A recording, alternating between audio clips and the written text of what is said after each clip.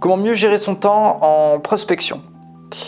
Comment mieux gérer son temps en prospection? Il y a plein de choses qui permettent de mieux gérer son temps quand on prospecte. La première déjà, je pense que la première chose, c'est d'apprendre à se connaître, savoir où est-ce qu'on est bon, où est-ce qu'on n'est pas bon. Parce que la difficulté quand on fait de la vente, c'est la difficulté, j'allais dire de la vie normale. La vraie difficulté en fait, c'est de savoir où est-ce qu'on pense faire des choses utiles alors qu'en fait ça sert pas à grand chose. Où est-ce qu'on peut faire plus vite quelque chose. Alors au-delà de cette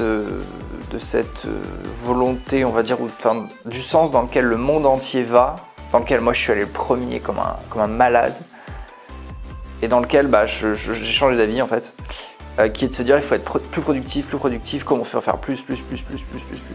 La clé c'est pas de savoir comment on fait plus, la clé c'est de savoir, en tout cas sur la prospection, et c'est pour ça qu'en fait ça c'est directement lié à la question que tu poses, la clé c'est pas de savoir comment on fait plus, la clé c'est de savoir comment on fait pour que ça ne nous prenne aucune énergie.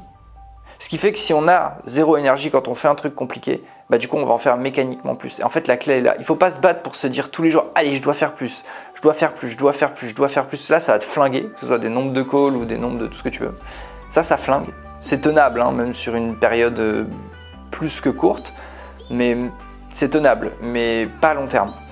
Et justement tout l'intérêt d'un bon système de vente, c'est de faire mécaniquement tous les jours la même chose. C'est pas très sexy sur le papier.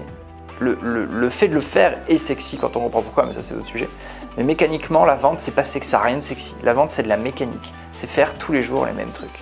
Devenir meilleur dans le fait de le faire, alimenter le travail qu'on a, accumuler des choses tous les jours.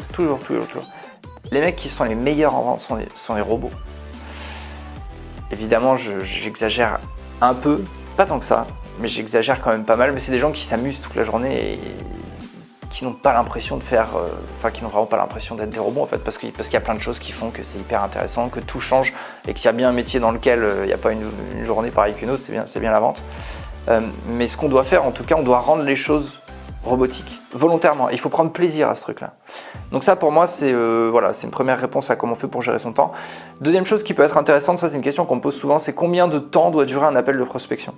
Évidemment, ça dépend de si le mec est intéressé, pas intéressé, ça dépend aussi de ce qu'il vous dit. Mais globalement, un appel de prospection, c'est court. Voilà. Je veux dire, d'un mec qui te pratiquement shoot tout de suite, te dit non, a pas le temps, est en réunion ou quoi, là, ça va durer, je sais pas, 40 secondes. 40 secondes. Si tu as fait un bon pitch, si tu es bon, si tu as la bonne intonation et autres, et que tu peux pas faire autrement, ça dure 40 secondes.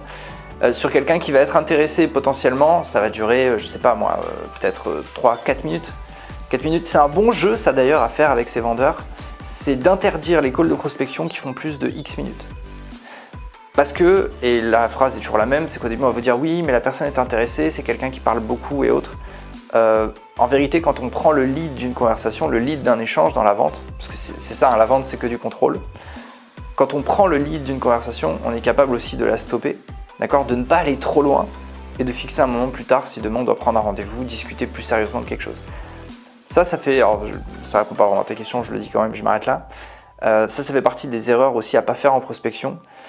C'est que souvent une prospection, il y a X raisons qui peuvent péter une séance de prospection. Puisqu'une séance de prospection, c'est enchaîner des appels de prospection sur un laps de temps donné, 45 minutes, 1 heure, 1 heure et demie. Et ce qui vient flinguer ce truc-là en fait, parce que la clé de la prospection, c'est le rythme. C'est ta capacité à mettre du rythme dans les calls que tu vas passer. Ce qui vient flinguer ce rythme-là, c'est généralement soit des cartouches que tu prends au début quand tu démarres. Enfin, j'espère que c'est qu'au début. Après, tu t'en nourris. Mais c'est aussi ceux qui sont intéressés en fait. Parce que tu démarres et pour peu qu'il y ait un mec qui t'ait pris 30 minutes, en fait, il t'a pété tout ton rythme de prospection. Toi, t'es content parce que tu te dis ok, le mec est intéressé, j'ai pris un bon rendez-vous et autres. Et en fait, c'est une erreur. Il aurait fallu le stopper au bout de 5 minutes, évaluer son potentiel rapidement avec des bonnes questions. Est-ce que c'est sa priorité? Est-ce que potentiellement il a le budget pour pouvoir payer pour payer tout simplement nos produits et nos services?